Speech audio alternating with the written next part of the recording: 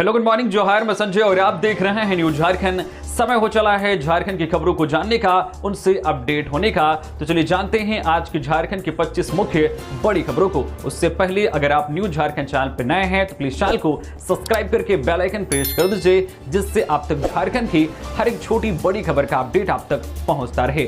तो चलिए शुरुआत करते हैं आज की पहली और महत्वपूर्ण बड़ी खबर से। सोमा मुंडा हत्याकांड, आदिवासी संगठनों ने निकाला मशाल जुलूस, आज झारखंड बंद का ऐलान। खूंटी निवासी पढ़ा राजा सोमा मुंडा की निर्मम हत्या और राज्य भर में आदिवासी जमीन की हो रही लूट के विरोध में शुक्रवार को रांची के जयपाल सिंह मुंडा स्टेडियम के समक्ष विभिन्न आदिवासी संगठनों के प्रतिनिधि शामिल हुए। यहां से मशाल जुलूस निकाला गया, जो पैदल मार्च करते हुए अल्बर्ट एक्का चौक पहुंचा, जहां यह विशाल जनसभा में तब्दील हो गया। सभा को संबोधित करते हुए आदिवासी नेताओं ने ऐलान किया है कि आज 17 जनवरी को संपूर्ण झारखंड बंद बुलाया गया है। बंद के दौरान राज्य के सभी स्कूल, कॉलेज, व्यावसायिक प्रतिष्ठान, ऑटो रिक्शा, व्यापारी संघ समेत आम जनता से पूर्ण समर्थन की अपील की गई है। वक्ताओं ने कहा है कि सोमा मुंडा की हत्या कोई सामान्य अपराध नहीं, बल्कि यह आदिवासी स्वशासन और अस्तित्व पर सीधा हमला है। इनकी जो है मुख्य मांगे हैं कि सोमा मुंडा हत्याकांड के सभी दोषियों को अविलंब गिरफ्तार किया जाए, पीड़ित परिवार को तत्काल मुआवजा एवं सुरक्षा प्रदान की जाए, जमीन माफियाओं पर विशेष जांच दल गठित की जाए, पेशा कानून को मजबूत बनाया जाए एवं ग्राम सभाओं को वास्तविक अधिकार दिया जाए। गिरिडीह सदर अस्पताल में आउटसोर्सिंग कर्मियों का अनिश्चितकालीन धरना, 7 सूत्री मांगों को लेकर दिया धरना, बकाया वेतन और नियुक्ति पत्र की मांग। जेएलकेएम के बैनर तले गिरिडीह सदर अस्पताल परिसर में आउटसोर्सिंग कर्मियों ने 7 सूत्री मांगों को लेकर अनिश्चितकालीन धरना शुरू कर दिया है। अस्पताल के विभिन्न विभागों में कार्यरत बड़ी संख्या में आउटसोर्सिंग कर्मचारी इस धरना में शामिल हैं। आंदोलनरत कर्मियों ने स्पष्ट किया है कि जब तक उनकी सभी मांगे पूरी नहीं की जाती, तब तक उनका धरना प्रदर्शन जारी रहेगा। धरने पर बैठे कर्मियों में अफ्ताब आलम, प्रतिमा सिंह और जेएलकेएम नेता नागेंद्र चंद्रवंशी शामिल हैं। उन्होंने बताया कि वे लंबे समय से बकाया वेतन, ईपीएफ, ईएसआई और पूर्व में की गई सभी कटौतियों के भुगतान की मांग कर रहे हैं। इस दिशा में अब तक कोई ठोस कार्रवाई नहीं की गई है। कर्मचारियों का कहना है कि समय पर वेतन न मिलने के कारण उन्हें आर्थिक कठिनाइयों का सामना करना पड़ रहा है। झारखंड बंद की पूर्व संध्या पर चक्रधरपुर में भी निकला मशाल जुलूस। खूंटी में पढ़ा राजा सोमा मुंडा की हत्या के खिलाफ आज 17 जनवरी को झारखंड बंद का आह्वान किया गया है। इसे लेकर पश्चिमी सिंहभूम जिले के चक्रधरपुर में भी शुक्रवार की देर शाम मशाल जुलूस निकाला गया। जुलूस प्रखंड कार्यालय के पास से निकाला गया। जुलूस में शामिल लोग हाथों में मशाल व नारे लिखे बैनर व तख्तियां लेकर चल रहे थे। जुलूस प्रखंड कार्यालय से निकलकर भगत सिंह चौक, पुरानी रांची रोड, बाटा रोड, पवन चौक होते हुए वापस प्रखंड कार्यालय पहुंचा। इस दौरान लोगों ने दुकानदारों से बंद को सफल बनाने के लिए अपने अपने दुकानों और अपने प्रतिष्ठानों को बंद रखने का आग्रह किया। रामगढ़ के सौंदाडीह में 2 ज्वेलरी दुकानों में लाखों के गहनों की चोरी। रामगढ़ जिले के भुरकुंडा थाना क्षेत्र के सौंदाडीह में गुरुवार की रात चोरों ने 2 ज्वेलरी दुकानों का शटर उखाड़कर करीब 17.5 लाख के सोने चांदी के आभूषणों की चोरी कर ली है। चोरी की वारदात राजरत्न ज्वेलर्स व देवरत्न ज्वेलर्स में हुई है। घटना की सूचना मिलते ही पुलिस मौके पर पहुंची और छानबीन में जुट गई है। राजरत्न ज्वेलर्स के मालिक रतन लाल प्रसाद व देवरत्न ज्वेलर्स के मालिक मनोज कुमार स्वर्णकार ने बताया कि गुरुवार की रात वे लोग रोज की तरह दुकान बंद कर घर चले गए थे। शुक्रवार सुबह आसपास के दुकानदारों ने शटर खुला देखकर सूचना दी। इसके बाद दोनों दुकानों के मालिक मौके पर पहुंचे तो उनके होश उड़ गए। चोरों ने जक लगाकर दोनों दुकानों का शटर तोड़ दिया। इसके बाद दुकानों में रखे लॉकर के गेट को उखाड़ दिया। राजरत्न ज्वेलर्स के मालिक ने बताया है कि उनकी दुकान के लॉकर में रखे करीब 15 लाख के सोने चांदी के जेवर चोर ले गए। वहीं देवरत्न ज्वेलर्स के मालिक ने बताया है कि उनकी दुकान से चोरों ने करीब 2.5 लाख के जेवर की चोरी कर ली है। पुलिस चोरों की पहचान के लिए आसपास लगे सीसीटीवी कैमरों को खंगाल रही है। पुलिस ने दावा किया है कि जल्द ही घटना का खुलासा कर लिया जाएगा। ई कल्याण छात्रवृत्ति के लिए ऑनलाइन आवेदन शुरू। रांची विश्वविद्यालय ने शैक्षणिक सत्र 2025-26 के लिए अनुसूचित जाति, अनुसूचित जनजाति और पिछड़ा वर्ग के विद्यार्थी हेतु ई कल्याण छात्रवृत्ति योजना के तहत ऑनलाइन आवेदन का निर्देश जारी किया है। छात्र छात्राओं को ऑनलाइन आवेदन के बाद सभी आवश्यक दस्तावेज की हार्ड कॉपी अपने संबंधित विभाग में जमा करनी होगी। जारी सूचना के अनुसार जाति, आय और आवासीय प्रमाण पत्र का कॉमन सर्विस सेंटर से सत्यापन कराना अनिवार्य होगा। आवेदन में किसी भी प्रकार की त्रुटि या फर्जी प्रमाण पत्र पाए जाने पर इसकी पूरी जिम्मेदारी छात्र की होगी। विश्वविद्यालय ने विद्यार्थियों को सलाह दी है कि वे नियमित आधिकारिक वेबसाइट पर आवेदन की स्थिति की जांच करते रहे। एक शैक्षणिक सत्र में विद्यार्थी केवल एक ही छात्रवृत्ति योजना का लाभ ले सकेंगे। सुरक्षा बलों को नुकसान पहुंचाने के लिए नक्सलियों ने लगा रखा था सिलेंडर बम, जवानों ने किया निष्क्रिय। लातेहार जिला के हिरहंज थाना क्षेत्र में सुरक्षा बलों तथा पुलिस ने संयुक्त अभियान चलाकर नक्सलियों के एक बड़े षड्यंत्र को विफल कर दिया है। नक्सलियों के द्वारा हिरहंज थाना क्षेत्र के जसेरनदाग जंगल में सुरक्षा बलों को नुकसान पहुंचाने को लेकर सिलेंडर बम लगाकर रखा गया था, लेकिन सुरक्षा बलों और पुलिस ने गुप्त सूचना पर कार्रवाई करते हुए सिलेंडर बम को बरामद कर लिया और उसे निष्क्रिय कर दिया। झारखंड बंद को आम आदमी पार्टी ने दिया समर्थन। आदिवासी समाज के विभिन्न संगठनों द्वारा आज शनिवार को बुलाए गए झारखंड बंद को आम आदमी पार्टी ने समर्थन दिया है। पार्टी के प्रदेश मीडिया प्रभारी प्रभात शर्मा ने बताया है कि आपकी प्रदेश कमेटी ने झारखंड के सभी जिलों में आदिवासी संगठनों के बंदी में सक्रिय भागीदारी निभाएगी। प्रभात कुमार के मुताबिक न्याय की लड़ाई में आम आदमी पार्टी पीड़ित परिवार के साथ खड़ी है। बता दें कि यह बंद विगत 7 जनवरी को खूंटी जिले के जमुआदा खूंटी में सोमा मुंडा की हत्या के विरोध में बुलाया गया है। सिमडेगा में भालू के हमले में युवती घायल, अस्पताल में भर्ती। सिमडेगा जिले के कोलेबीरा वन क्षेत्र में शुक्रवार को भालू के हमले में एक युवती स्वाति कुमारी घायल हो गई। उसे कोलेबीरा सीएचसी में भर्ती कराया गया है। बताया गया है कि नंद किशोर ठाकुर की पुत्री स्वाति कुमारी सुबह में पशु चिकित्सा कार्यालय के पीछे बकरी चरा रही थी। इसी दौरान सुबह करीब 11 बजे अचानक एक भालू ने आकर युवती पर हमला कर दिया, जिससे वह घायल हो गई। घटना की सूचना मिलते ही परिजन मौके पर पहुंचे और घायल स्वाति कुमारी को कोलेबीरा सीएचसी पहुंचाया, जहां उसका इलाज चल रहा है। जानकारी मिलने पर वन क्षेत्र पदाधिकारी राजेश्वर पासवान ने त्वरित कार्रवाई करते हुए पीड़ित परिवार को तुरंत 2000 रुपए की सहायता राशि भिजवाई। उन्होंने कहा है कि मामले की छानबीन कर पीड़ित युवती को उचित मुआवजा दिया जाएगा। मुखिया अंजना लकड़ा ने भी सीएचसी पहुंचकर घायल युवती का हालचाल लिया और हर संभव सहायता का आश्वासन दिया। गुमला में बाइक दीवार से टकराई, एक युवक की मौत। मेला देखकर लौट रहे थे 3 दोस्त, हादसे में 2 घायल, सदर अस्पताल में भर्ती। गुमला जिले के बसिया थाना क्षेत्र में एक सड़क दुर्घटना में 20 वर्षीय युवक की मौत हो गई। इस हादसे में उसके 2 साथी गंभीर रूप से घायल हो गए, जिनका इलाज सदर अस्पताल में चल रहा है। यह घटना शुक्रवार को तब हुई जब टेवरा बक्सपुर निवासी संजय बाड़ा 20 वर्षीय, ममरला निवासी गेब्रियल लकड़ा 20 वर्षीय और छोटे सोरेन 19 वर्षीय एक बाइक पर सवार होकर टेंगरा मेला देखकर लौट रहे थे। ममराला परिसर के समीप उनकी अनियंत्रित बाइक एक दीवार से जा टकराई। दुर्घटना के बाद स्थानीय लोगों की मदद से तीनों घायलों को प्राथमिक स्वास्थ्य केंद्र बसिया ले जाया गया। वहां गेब्रियल लकड़ा और छोटे सोरेन को सदर अस्पताल रेफर कर दिया गया। हालांकि संजय बाड़ा की रास्ते में ही मौत हो गई। मृतक संजय बाड़ा गोवा में मजदूरी करता था और दिसंबर माह में बड़ा पर्व के अवसर पर अपने गाँव आया था। नगर निकाय चुनाव, राज्य निर्वाचन आयुक्त अलका तिवारी ने अधिकारियों को दिए निर्देश, हो शांतिपूर्ण एवं निष्पक्ष चुनाव। नगर निकाय चुनाव की तैयारी को अंतिम रूप देने में राज्य निर्वाचन आयोग जुटा हुआ है। शुक्रवार को राज्य भर के सभी 48 नगर निकायों के निर्वाची पदाधिकारी और सह निर्वाची पदाधिकारियों के साथ बैठक की गई।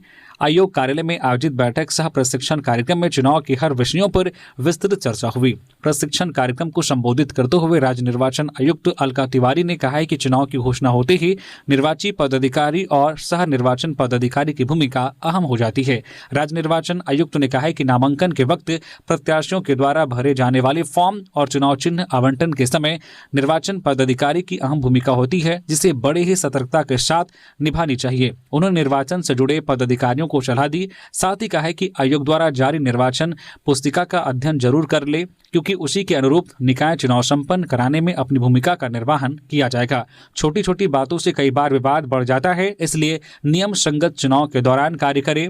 राज्य निर्वाचन आयुक्त ने कहा है कि चुनाव निष्पक्ष और शांतिपूर्ण ढंग से संपन्न हो, इसकी जिम्मेदारी सभी पदाधिकारियों पर होगी। इसके लिए पूरी सतर्कता के साथ निर्वाचन के दौरान काम करने की आवश्यकता है। झारखंड में ठंड का कहर, शीतलहर से जनजीवन बेहाल। 19 जनवरी के बाद मिलेगी बड़ी राहत। झारखंड में इन दिनों ठंड ने अपना सबसे सख्त रुख दिखा दिया है। राजधानी रांची के साथ साथ खूंटी, गुमला और आसपास के जिलों में शीतलहर और बर्फीली हवाओं ने आम लोगों की मुश्किलें बढ़ा दी हैं। शाम होते ही सड़कों पर सन्नाटा छा जा रहा है। ठंडी हवाओं की रफ्तार करीब 5 किलोमीटर प्रति घंटा बनी हुई है, जिससे तापमान और ज्यादा नीचे महसूस हो रहा है। मौसम विभाग ने हालात को देखते हुए रांची, पलामू, गढ़वा, गुमला, खूंटी, लोहरदगा, लातेहार, रामगढ़ और हजारीबाग समेत कुल 13 जिलों में येलो अलर्ट जारी किया है। बीते 4 दिनों से इन इलाकों में न्यूनतम तापमान में 3 से 5 डिग्री सेल्सियस के बीच बना हुआ है। ठंड के कारण दैनिक कामकाज, बाजार और आवाजाही पर सीधा असर पड़ रहा है। हालांकि मौसम विभाग के मुताबिक आज 17 जनवरी से थोड़ी राहत मिलने की संभावना है। न्यूनतम तापमान में 1 से 2 डिग्री सेल्सियस की बढ़ोतरी हो सकती है। वहीं 18 और 19 जनवरी तक तापमान 3 से 4 डिग्री तक बढ़ने की संभावना है। 19 जनवरी के बाद शीतलहर का असर धीरे धीरे कम रहेगा और रात की कड़ाके की ठंड से लोगों को थोड़ी राहत मिलेगी, लेकिन तब तक लोगों को ठंड से बचने की सलाह दी गई है। रांची के किशोरी यादव चौक से पिस्का मोड़ तक चला अतिक्रमण हटाओ अभियान। रांची नगर निगम शहर की यातायात व्यवस्था को बेहतर बनाने के लिए लगातार अतिक्रमण हटाओ अभियान चला रहा है। शुक्रवार को किशोरी यादव चौक से रातू रोड चौक होते हुए पिस्का मोड़ तक विशेष अभियान चलाया गया। इस दौरान सड़क और नालियों पर किए गए अवैध अतिक्रमण को हटाया गया। निगम की टीम ने खासतौर पर पैदल चलने वालों को हो रही परेशानी को ध्यान में रखते हुए कार्रवाई की, ताकि लोग सुरक्षित और आसानी से आ जा सके। देवघर में साइबर अपराधियों की अब खैर नहीं, संपत्ति जब्त करने की तैयारी। देवघर पुलिस ने साइबर अपराधियों पर लगाम कसने के लिए सख्त रुख अपनाया है। एसपी सौरभ कुमार ने समीक्षा बैठक में साइबर अपराधियों के खिलाफ निर्णायक कार्रवाई के निर्देश दिए। उन्होंने धारा 107 के तहत साइबर अभियुक्तों की संपत्ति जब्ती को प्रभावी ढंग से लागू करने पर जोर दिया है। इसके साथ ही पुराने साइबर अपराधियों का सत्यापन, संदिग्ध सिम कार्ड व बैंक खातों पर निगरानी व म्यूल अकाउंट धारकों के खिलाफ सख्त कार्रवाई के निर्देश दिए। एसपी ने साइबर अपराध प्रभावित इलाकों में गश्ती और जागरूकता अभियान तेज करने तथा लंबित मामलों का शीघ्र निष्पादन सुनिश्चित करने की बात कही। उन्होंने आम लोगों से अपील की है कि साइबर ठगी की सूचना तुरंत पुलिस को दे, ताकि समय रहते कार्रवाई की जा सके। लेबर कोड के खिलाफ 12 फरवरी को भारत बंद। गिरिडीह में बोले भाकपा माले के महासचिव दीपांकर भट्टाचार्य। गिरिडीह के बगोदर में भाकपा माले के महासचिव दीपांकर भट्टाचार्य ने कहा है कि मजदूरों के ऊपर केंद्र सरकार के द्वारा 4 श्रम कोड थोपे गए हैं। ये श्रम कोड मजदूरों के हक और अधिकार के खिलाफ है। इसके खिलाफ 12 फरवरी को भारत बंद रखने का आह्वान किया गया है। सरकार के द्वारा किसानों पर थोपे गए 4 श्रम कोड के खिलाफ विभिन्न मजदूर संगठन, गाँव के मजदूरों का संगठन, किसानों का संगठन सड़कों पर उतरेंगे। उन्होंने कहा कि सरकार को 4 श्रम कोड को वापस लेना होगा, अन्यथा किसान संगठन अपने आंदोलनों की बदौलत सरकार को इसके लिए बाध्य करेगी। दीपांकर भट्टाचार्य ने कहा कि इससे पूर्व भी सरकार ने किसानों पर 3 कृषि कानून थोपा था। किसानों के द्वारा लड़कर जिस तरह से 3 कृषि कानूनों को खत्म कराया था, ठीक उसी तरह से एक बार फिर आंदोलन के बल पर 4 श्रम कोड को खत्म कराया जाएगा। वो महेंद्र सिंह के शहादत दिवस पर शुक्रवार को बगोदर में आयोजित जनसंकल्प सभा में पहुंचे थे। इस दौरान पत्रकारों से बातचीत में ये बातें कही हैं। अबुआ दिसोम बजट पूर्व गोष्ठी में स्वास्थ्य, शिक्षा, कृषि व ऊर्जा पर फोकस। अबुआ दिसोम बजट 2026-27 को लेकर आयोजित 2 दिवसीय बजट पूर्व गोष्ठी शुक्रवार को संपन्न हो गई। इस गोष्ठी में विभिन्न क्षेत्रों के विशेषज्ञों, नीति निर्माताओं और विभागीय अधिकारियों ने हिस्सा लिया और राज्य के समग्र विकास से जुड़े महत्वपूर्ण सुझाव प्रस्तुत किए। गोष्ठी का मुख्य उद्देश्य आगामी बजट को अधिक जनोन्मुखी, समावेशी और प्रभावी बनाना रहा, ताकि सरकारी योजनाओं का लाभ समाज के अंतिम व्यक्ति तक सुनिश्चित किया जा सके। वित्त मंत्री राधाकृष्ण किशोर ने गोष्ठी के समापन सत्र में कहा कि बजट केवल आंकड़ों का दस्तावेज नहीं, बल्कि राज्य के भविष्य की दिशा तय करने वाला माध्यम है। उन्होंने सभी विभागों को आपसी समन्वय के साथ कार्य करने और आवंटित विभागीय राशि को बेहतर उपयोग पर विशेष ध्यान देने का निर्देश दिया। उन्होंने कहा कि व्यय की गुणवत्ता और प्रभावशीलता पर फोकस करना समय की मांग है, ताकि योजनाओं के परिणाम जमीन पर स्पष्ट रूप से दिखाई दे। पाकुड़ साहिबगंज में पत्थर लोडिंग ठप, रेलवे सुविधाएं ना मिलने पर व्यवसायी हड़ताल पर, करोड़ों का नुकसान। पत्थर क्वारी ओनर एसोसिएशन से जुड़े पाकुड़ और साहिबगंज जिलों के पत्थर व्यवसायियों ने शुक्रवार को रेलवे में पत्थर की लोडिंग पूरी तरह से बंद कर दिया। यह कदम रेलवे द्वारा क्षेत्र के लोगों को पर्याप्त सुविधाएं ना दिए जाने के विरोध में उठाया गया है। पंकज मिश्रा ने हाल ही में पाकुड़ और साहिबगंज के पत्थर व्यवसायियों के साथ एक बैठक की थी। इस बैठक में उन्होंने स्पष्ट किया था कि यदि रेलवे द्वारा सुविधाएं प्रदान नहीं की जाती है तो 16 जनवरी से पत्थर की लोडिंग पूरी तरह से बाधित कर दी जाएगी। इसी घोषणा के तहत शुक्रवार को व्यवसायियों ने लोडिंग रोक दी। व्यवसायियों की प्रमुख मांगों में कोविड-19 महामारी के दौरान बंद की गई कई ट्रेनों का परिचालन फिर से शुरू करना है। इसके अतिरिक्त इस मार्ग से गुजरने वाली कई एक्सप्रेस ट्रेनों का पाकुड़ और साहिबगंज रेलवे स्टेशन पर ठहराव सुनिश्चित करने की मांग की गई है। पटना और दिल्ली के लिए सीधी ट्रेन सुविधा तथा यात्रियों को बेहतर सुविधाएं प्रदान करने की भी मांग की जा रही है। हेमंत सोरेन से ज्यूरिख में भारतीय राजदूत की मुलाकात। 25 साल बाद झारखंड के ऐतिहासिक वर्ल्ड इकोनॉमिक फोरम में एंट्री। स्विट्जरलैंड में भारत के राजदूत मृदुल कुमार ने ज्यूरिख में मुख्यमंत्री हेमंत सोरेन से मुलाकात की। इस दौरान मुख्यमंत्री को वर्ल्ड इकोनॉमिक फोरम WEF 2026 से जुड़े कार्यक्रमों, बैठकों और रणनीतिक अवसरों की विस्तार से जानकारी दी गई। यह दौरा इसलिए भी खास है क्योंकि झारखंड राज्य के 25 वर्ष पूरे होने के बाद पहली बार राज्य का आधिकारिक प्रतिनिधिमंडल दावोस में WEF की वार्षिक बैठक में भाग ले रहा है। दावोस में झारखंड की भागीदारी प्रकृति के साथ सामंजस्य में विकास की थीम पर आधारित है, जो WEF के सतत विकास, भरोसे के निर्माण और दीर्घकालीन आर्थिक परिवर्तन के लक्ष्यों से सीधा मेल खाती है। इस मंच पर झारखंड अपनी नीतियों, संसाधनों और निवेश अनुकूल वातावरण को वैश्विक निवेशकों के सामने रखेगा। ईडी मामले में बड़ी खबर, हाईकोर्ट में हुई सुनवाई, रांची पुलिस की जांच पर लगाई रोक। झारखंड हाईकोर्ट ने ईडी के अधिकारियों के खिलाफ रांची पुलिस की जांच पर फिलहाल रोक लगा दी है। न्यायमूर्ति संजय कुमार द्विवेदी की खंडपीठ ने इस मामले की सुनवाई करते हुए राज्य सरकार और संबंधित पक्षों पर कड़ा रुख अपनाते हुए स्पष्ट किया है कि जांच के नाम पर केंद्रीय एजेंसी के काम में बाधा नहीं डाली जा सकती है। ईडी ने इस जांच के खिलाफ कोर्ट में दलील दी थी, जिसके बाद उसकी सुनवाई शुक्रवार को हाईकोर्ट में हुई। कोर्ट ने इस मामले में जवाबदेही तय करते हुए राज्य सरकार को 7 दिनों के भीतर अपना पक्ष रखने का निर्देश दिया है। इसके साथ ही शिकायतकर्ता संतोष कुमार को 10 दिनों का समय दिया गया है ताकि वह अपने आरोपों पर जवाब दाखिल कर सके। वहीं इस मामले में केंद्रीय गृह सचिव और शिकायतकर्ता संतोष कुमार को नई पार्टी बनाने का निर्देश दिया है। कोर्ट अब इन जवाबों के आधार पर मामले की अगली सुनवाई करेगी। सूचना आयुक्तों की नियुक्ति, हाईकोर्ट का फरमान, 29 जनवरी को मुख्य सचिव और कार्मिक सचिव हाजिर हो।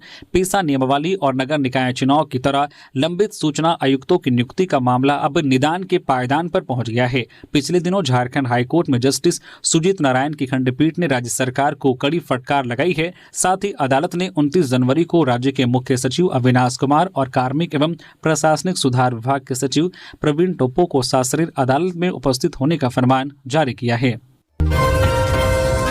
आसिफ इकराम को खेल निदेशक का प्रभार, पर्यटन, कला, संस्कृति एवं खेल कूद विभाग ने खेल निदेशक के पद पर कार्मिक से नियमित नियुक्ति होने तक संस्कृति निदेशक आसिफ इकराम को निदेशक खेल का अतिरिक्त प्रभार सौंपा है। यहाँ मालूम हो कि खेल निदेशक के पद पर कार्यरत शेखर जमुआर 31 दिसंबर को सेवानिवृत्त हो गए। उसके बाद से खेल निदेशक का पद रिक्त था। इस कारण राज्य में खेल संबंधित विषयों पर निर्णय लेने में विभाग को परेशानी हो रही थी।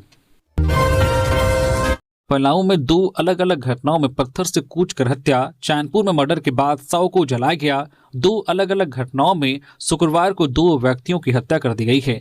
एक घटना में हत्या के बाद शव को जला दिया गया है, जबकि दूसरे व्यक्ति की पत्थर से कूचकर हत्या कर दी गई है। पुलिस पूरे मामले में छानबीन कर रही है। दोनों के शव को पोस्टमार्टम के लिए भेज दिया गया है। पलामू के मेदिनीनगर टाउन थाना के कांदू मोहल्ला में शुक्रवार को रेलवे ट्रैक के किनारे एक व्यक्ति का शव बरामद हुआ है, जिसकी पत्थर से कूचकर हत्या करने के बाद शव को कचरा से छुपाया गया था। मॉर्निंग वॉक के दौरान लोग रेलवे ट्रैक के किनारे घूम रहे थे। इस दौरान उन्हें शव नजर आया, जिसके बाद लोगों ने पूरे मामले की जानकारी पुलिस को दी। घटना की जानकारी मिलने के बाद मेदिनीनगर टाउन थाना प्रभारी ज्योतिलाल रजवार के नेतृत्व में पुलिस मौके पर पहुंची। अभी तक मृतक की पहचान नहीं हो पाई है। पांकी के रहने वाले एक परिवार ने इस मामले में मेदिनीनगर टाउन थाना से संपर्क किया है। टाउन थाना प्रभारी ज्योतिलाल रजवार ने बताया कि शव की पहचान नहीं हो पाई है। पुलिस पूरे मामले में छानबीन कर रही है। दूसरी घटना पलामू के चैनपुर थाना क्षेत्र के गुराहा के इलाके की है, जहां पुलिस को एक व्यक्ति का शव बरामद हुआ है। व्यक्ति की पत्थर से कूचकर हत्या करने के बाद उसके शव को जलाया गया है। पुलिस ने शव को कब्जे में लेकर पोस्टमार्टम के लिए भेज दिया है। इस मृतक की भी पहचान नहीं हो पाई है। चांदपुर थाना प्रभारी श्री राम शर्मा ने बताया कि पुलिस पूरे मामले में छानबीन कर रही है। जेपीएससी मेधा घोटाले के आरोपित अधिकारियों की संपत्ति खंगालेगी ईडी, कॉपी में नंबर बढ़ाने और लेन देन पर है नजर। झारखंड लोक सेवा आयोग जेपीएससी की द्वितीय सिविल सेवा परीक्षा के दौरान मेधा घोटाले मामले में ईडी ने enforcement case, enforcement report ECIR दर्ज कर जांच शुरू कर दी है। इस मामले में ईडी सभी 60 नामजद आरोपितों को समन कर पूछताछ के लिए बुलाएगी। अपराध से कितने संपत्ति अर्जित की है उसका भी पता लगाएगी। इसकी पुष्टि होने के बाद उक्त संपत्ति के लिए प्रक्रिया तेज होगी। ईडी इसके लिए जेपीएससी द्वितीय सिविल सेवा परीक्षा के लिए जारी विज्ञापन की तिथि से सफल अभ्यर्थियों की नियुक्ति की तिथि तक आरोपितों के माध्यम से हुए वित्तीय लेन देन की जानकारी जुटाएगी। इस अवधि में वैध आय कितने हुए, कितने खर्च किए, इसकी जानकारी जुटाई जानी है। सभी आरोपितों से उक्त अवधि के बैंक स्टेटमेंट, अर्जित संपत्ति आदि की जानकारी ली जाएगी। 20 जनवरी को मिल जाएगा भाजपा को राष्ट्रीय अध्यक्ष, नितिन नवीन ही निर्विरोध निर्वाचित होंगे। 20 जनवरी को भाजपा को राष्ट्रीय अध्यक्ष मिल जाएगा। भाजपा के चुनाव अधिकारी डॉक्टर के लक्ष्मण ने राष्ट्रीय अध्यक्ष के चुनाव के लिए कार्यक्रम की घोषणा कर दी है। 19 जनवरी को दिन के 2 से 4 बजे तक नामांकन का समय निर्धारित किया गया है। उसी दिन 4 से 5 बजे तक नामांकन पत्रों की जांच और शाम 5 से 6 बजे के बीच नामांकन पत्र वापस लिया जा सकेगा। 20 जनवरी को दिन के 11 बजे से 1:30 बजे तक जो है मतदान होगा। उसके बाद चुनाव परिणाम की घोषणा की जाएगी। हालांकि यह माना जा रहा है कि नितिन नवीन ही भाजपा के निर्विरोध राष्ट्रीय अध्यक्ष निर्वाचित होंगे। रांची में बस में आग लगाने वाले 4 युवक गिरफ्तार। अन्य आरोपियों की तलाश में पुलिस। एक नाबालिग लड़की को धक्का लगने के बाद यात्री बस में आग लगाने वाले आरोपियों में से 4 को रांची पुलिस के द्वारा गिरफ्तार कर लिया गया है। सभी गिरफ्तार आरोपी रांची के ओरमांझी के रहने वाले हैं। 14 जनवरी को ओरमांझी थाना क्षेत्र में एक यात्री बस में आग लगाने की घटना का पुलिस ने खुलासा कर दिया है। इस हिंसक वारदात में शामिल 4 मुख्य आरोपियों को गिरफ्तार कर लिया गया है, जबकि अन्य संदिग्धों की धरपकड़ के लिए पुलिस की टीमें लगातार छापेमारी कर रही है। रांची पुलिस के द्वारा जारी किए गए प्रेस रिलीज के अनुसार 14 जनवरी की शाम रांची से सिलीगुड़ी जा रही एक प्राइवेट यात्री बस चुटुपालू घाटी से गुजर रही थी। इसी दौरान सड़क पार कर रहे एक युवती को बस ने टक्कर मार दी, जिससे मामला बिगड़ गया। इस हादसे की सूचना मिलते ही बाइक पर सवार कुछ युवक मौके पर पहुंचे और बस को जबरदस्ती रोक लिया। गुस्साए इन युवकों ने बस चालक और यात्रियों पर दबाव डाला तथा सभी यात्रियों को बस से नीचे उतरने के लिए मजबूर कर दिया। यात्रियों को सुरक्षित उतारने के बाद आरोपियों ने बस में जमकर तोड़फोड़ की। इसके बाद उन्होंने पेट्रोल डालकर बस में आग लगा दी, जिससे इलाके में अफरा तफरी मच गई। फर्जी बेलर पर होगी कार्रवाई। धनबाद पुलिस ने शुरू की जांच। फर्जी बेलर पर जेल से बाहर आने वाले अपराधियों के ऊपर पुलिस की पैनी निगाह रहेगी। यही नहीं, पिछले 1 साल के जेल से बाहर आने वाले अपराधियों के बेलर की जांच की जा रही है। ऐसे बेलर पर कानूनी कार्रवाई की जाएगी। एसएसपी प्रभात कुमार ने ऐसे मामलों की जांच के लिए विशेष टीम गठित की है। क्राइम मीटिंग के बाद एसएसपी ने यह जानकारी दी। एसएसपी ने बताया कि कई अपराधी फर्जी या भाड़े के बेलर बनकर बेल बॉन्ड भरवाते हैं और जेल से बाहर आ जाते हैं। ऐसे बेलर पैसे लेकर अपराधियों के लिए जमानतदार बनते हैं, जो कानून अपराध है। इस पूरे नेटवर्क के खिलाफ अब सख्त कार्रवाई शुरू कर दी गई है। एसएसपी ने यह भी बताया कि वर्ष 2025 तक जेल से बेल पर बाहर आए अपराधियों के मामलों की जांच की जा रही है। इसमें यह देखा जाएगा कि किन किन लोगों ने बेलर की भूमिका निभाई है, बेल किस आधार पर कराई गई और बेल बॉन्ड में कोई फर्जीवाड़ा तो नहीं हुआ।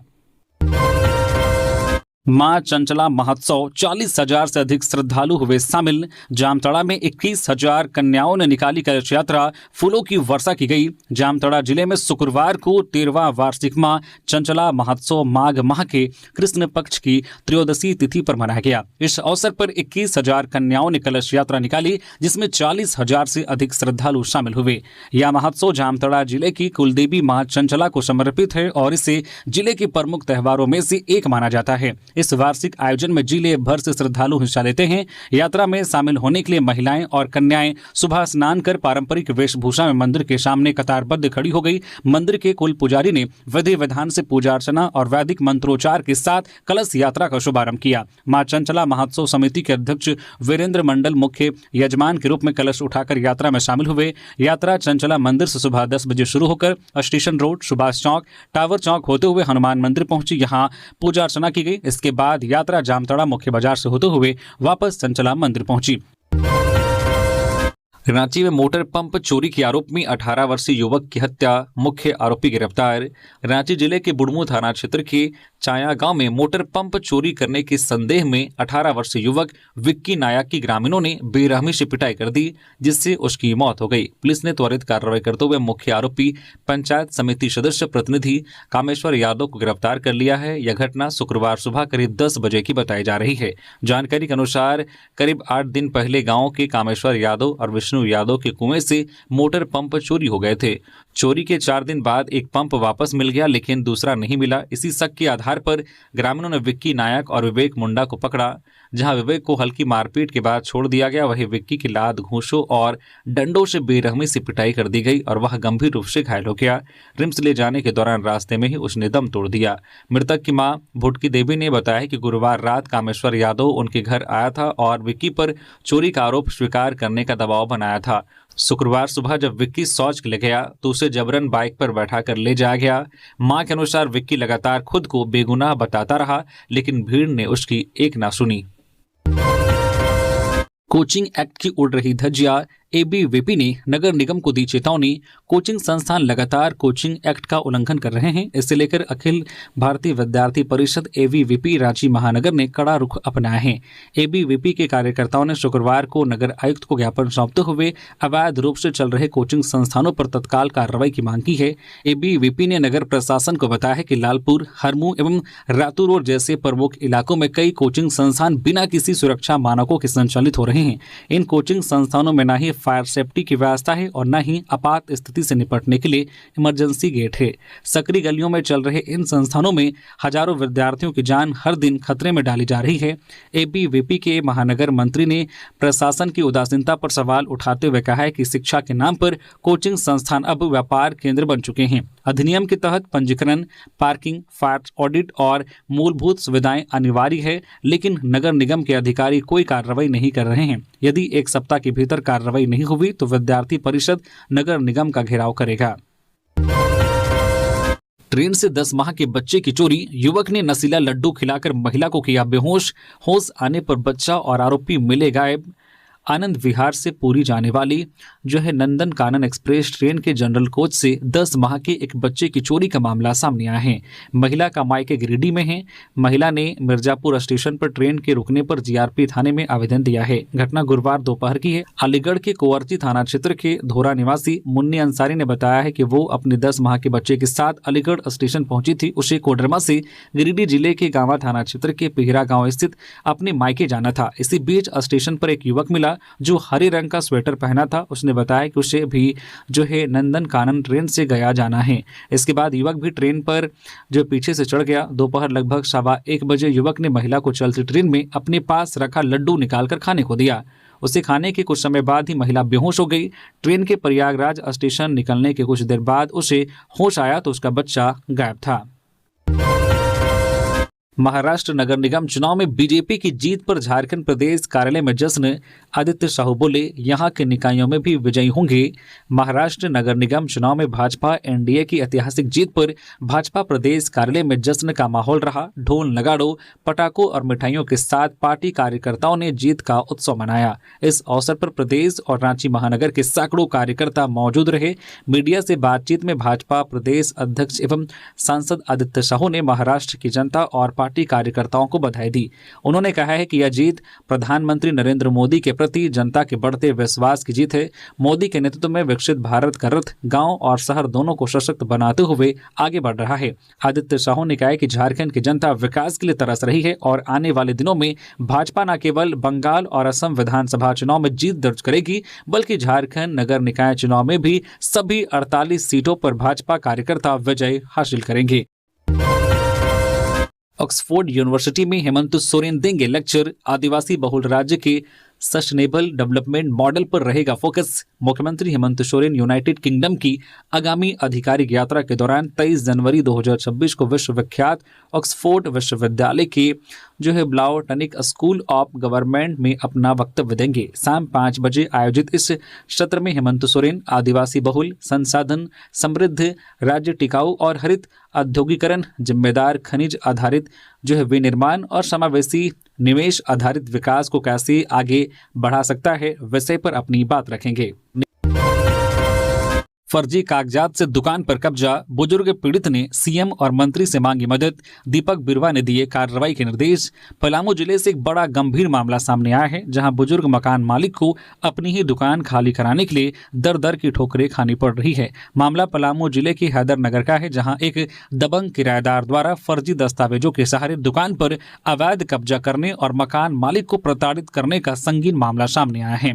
हैरानी की बात यह है कि इस मामले में अनुसूचित जनजाति, अनुसूचित जाति एवं पिछड़ा वर्ग कल्याण मंत्री दीपक बिरवा के कड़े रुख और दो बार निर्देश देने के बावजूद स्थानीय प्रशासन अब तक कोई ठोस कार्रवाई करने में विफल रहा है। पूरा मामला हैदरनगर बैंक रोड का है, जहां के निवासी विजय प्रसाद सोनी ने मुख्यमंत्री और मंत्री दीपक बिरवा को आवेदन देकर न्याय की गुहार लगाई है।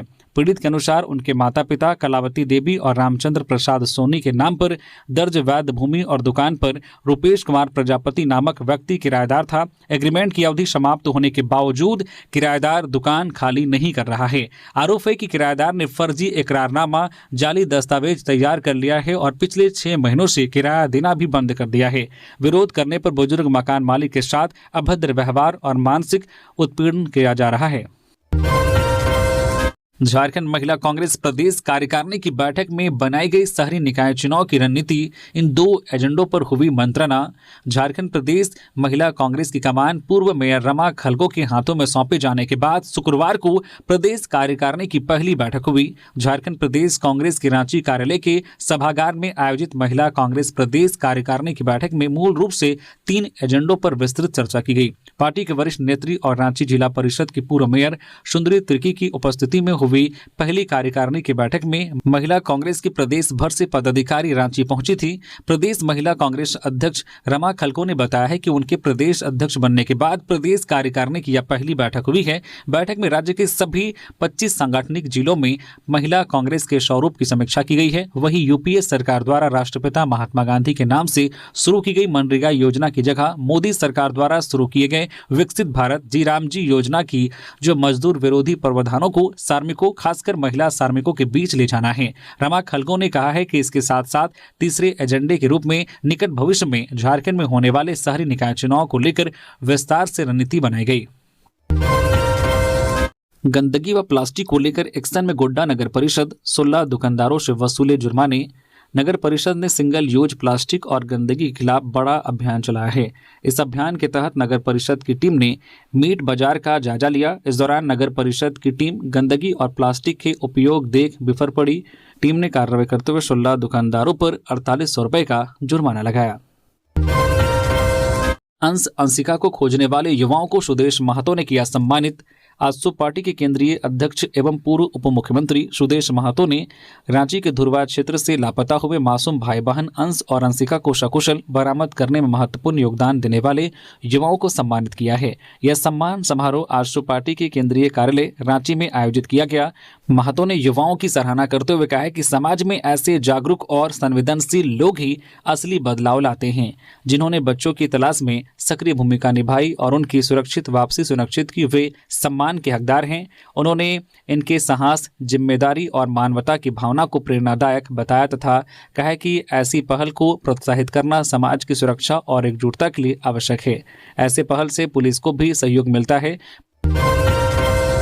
रक्षा राज्य मंत्री संजय सेठ कैरो गांधी के घर पहुंचे, परिजनों से की मुलाकात, झारखंड की कानून व्यवस्था पर सरकार को घेरा। रक्षा राज्य मंत्री संजय सेठ जमशेदपुर पहुंचे और कैरो गांधी के आवास पर उनके परिजनों से मुलाकात की। उन्होंने परिवार के सदस्यों से घटना के संबंध में विस्तृत जानकारी ली। परिजनों से बातचीत के बाद संजय सेठ ने मीडिया से बात करते हुए झारखंड की कानून व्यवस्था पर गंभीर सवाल उठाए। उन्होंने कहा कि झारखंड में कानून व्यवस्था पूरी तरह से ध्वस्त हो चुकी है। उन्होंने सुझाव दिया है कि झारखंड को बिहार और योगी मॉडल से सीखना चाहिए और राज्य में योगी मॉडल लागू करने की मांग की है। उन्होंने आरोप लगाया है कि राज्य में अपराधियों का मनोबल बढ़ रहा है और आम जनता असुरक्षित महसूस कर रही है। बोकारो में ज्वेलरी सुरक्षा पर पुलिस व्यवसायियों की बैठक। एसपी ने दिए निर्देश, कारोबारियों ने की दुकान खुलने के समय नियमित गश्त की मांग।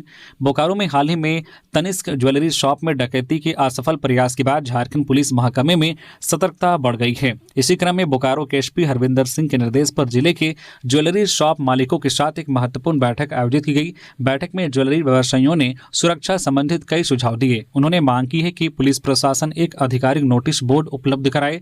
इस बोर्ड पर स्पष्ट लिखा हो कि कोई भी व्यक्ति दुकान में टोपी, हेलमेट, काला चश्मा या नकाब पहनकर प्रवेश नहीं करेगा। यह बोर्ड जिले की सभी ज्वेलरी दुकानों के प्रवेश द्वार पर लगाया जाएगा।